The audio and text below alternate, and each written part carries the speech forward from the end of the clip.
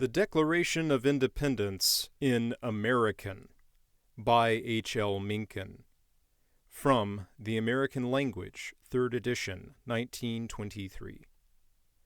When things get so balled up that the people of a country got to cut loose from some other country and go it on their own hook, without asking no permission from nobody, excepting maybe God Almighty, then they ought to let everybody know why they done it, so that everybody can see they are not trying to put nothing over on nobody.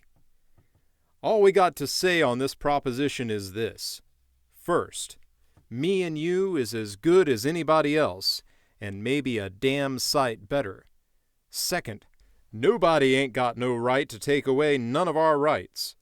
Third, every man has got a right to live, to come and go as he pleases, and to have a good time whichever way he likes, so long as he don't interfere with nobody else. That any government that doesn't give a man them rights ain't worth a damn. Also, people ought to choose the kind of government they want themselves, and nobody else ought to have no say in the matter.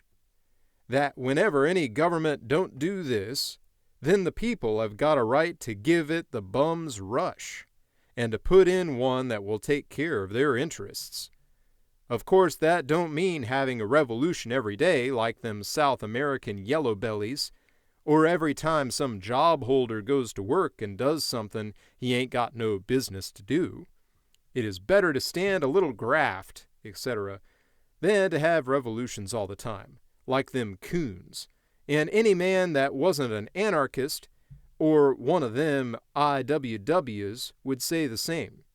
But when things get so bad that a man ain't hardly got no rights at all no more, but you might almost call him a slave, then everybody ought to get together and throw the grafters out, and put in new ones who won't carry on so high and steal so much, and then watch them. This is the proposition the people of these colonies is up against, and they have got so tired of it and won't stand it no more. The administration of the present King, George III, has been rotten from the start, and when anybody kicked about it, he always tried to get away with it by strong-arm work. Here is some of the rough stuff he has pulled. He vetoed bills in the legislature that everybody was in favor of, and hardly nobody was against. He wouldn't allow no law to be passed without it first put up to him, and then he stuck it in his pocket and let on he forgot about it, and didn't pay no attention to no kicks. When people went to work and gone to him and asked him to put through a law about this or that, he gave them their choice. Either they had to shut down the legislature and let him pass it all by himself, or they couldn't have it at all. He made the legislature meet at one-horse tank towns, so that hardly nobody could get there, and most of the leaders would stay home and let him go to work and do things like he wanted. He give the legislature the air and sent the members home every time they stood up to him, and gave him a call down or bawled them out. When a legislature was busted up, he wouldn't allow no new one to be elected, so that there wasn't nobody left to run things, but anybody could walk in and do whatever they pleased. He tried to scare people out and moving into these states, and made it so hard for a wop or one of these here kikes to get his papers that he would rather stay home and not try it. And then, when he come in, he wouldn't let him have no land. And so he either went home again or never come. He monkeyed with the courts and didn't hire enough judges to do the work, so a person had to wait so long for his case to come up that he got sick of waiting and went home, and so never got what was coming to him. He got the judges under his thumb by turning them out when they done anything he didn't like, or by holding up their salaries so that they had to knuckle down or not get no money. He made a lot of new jobs and gave them to loafers that nobody knowed nothing about, and the poor people had to pay the bill, whether they could or not. Without no war going on, he kept an army loafing around the country, no matter how much people kicked about it. He let the army run things to suit theirself, and never paid no attention whatsoever to nobody which didn't wear no uniform. He let grafters run loose from God knows where, and give them to say in everything, and let them put over such things as the following: making poor people board and lodge a lot of soldiers they ain't got no use for, and don't want to see loafing around. When the soldiers kill a man, framing it up so that they would get off. Interfering with business. Making us pay taxes without asking us whether we thought the things we had to pay taxes for was something that was worth paying taxes for or not. When a man was arrested and asked for a jury trial, not letting them have no jury trial. Chasing men out of the country without being guilty of nothing, and trying them somewheres else for what they done here. In countries that border on us, he put in bum governments, and then tried to spread them out so that by and by they would take in this country too, or make our own governments as bum as they was. He never paid no attention whatever to the Constitution, but he went to work and repealed laws that everybody was satisfied with and hardly nobody was against, and tried to fix the government so that he could do whatever he pleased. He busted up the legislatures, and let on he could do it all the work better himself.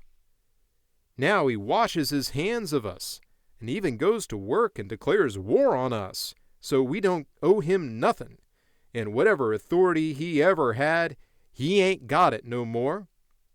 He has burned down towns, shot down people like dogs, and raised hell against us out on the ocean.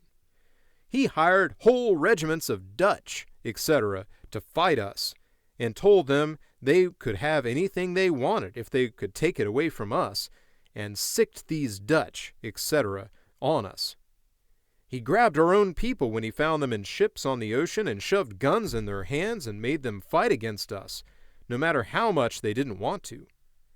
He stirred up the Indians and gave them arms and ammunition and told them to go to it, and they have killed men, women, and children, and don't care which. Every time he went to work and pulled any of these things, we have went to work and put in a kick, but every time we have went to work and put in a kick, he has went to work and did it again. When a man keeps on handing out such rough stuff all the time, all you can say is that he ain't got no class, and ain't fittin' to have no authority over people who have got any rights, and he ought to be kicked out. When we complained to the English, we didn't get no more satisfaction. Almost every day we give them plenty of warning that the politicians over there was doing things to us that they didn't have no right to do. We kept on reminding them who we was, and what we was doing here, and how we come here. We asked them to get us a square deal, and told them that if this thing kept on, we'd have to do something about it, and maybe they wouldn't like it. But the more we talked, the more they didn't pay no attention to us. Therefore, if they ain't for us, they must be agin us, and we are ready to give them the fight of their lives, or to shake hands when it is over. Therefore, be it resolved that we, the representatives of the people of the United States of America, in Congress assembled, hereby declare as follows: that the United States, which was the United Colonies in former times, is now a free country, and ought to be. That we have throwed out the English king, and don't want to have nothing to do with him no more, and are not taking no more English orders no more, and that, being as we are now, a free country, we can do anything that free countries can do, especially declare war, make peace, sign treaties, go into business, etc. And we swear on the Bible on this proposition, one and all, and agree to stick with it no matter what happens, whether we win or we lose, and whether we get away with it or get the worst of it, no matter whether we lose all our property by it, or even get hung for it.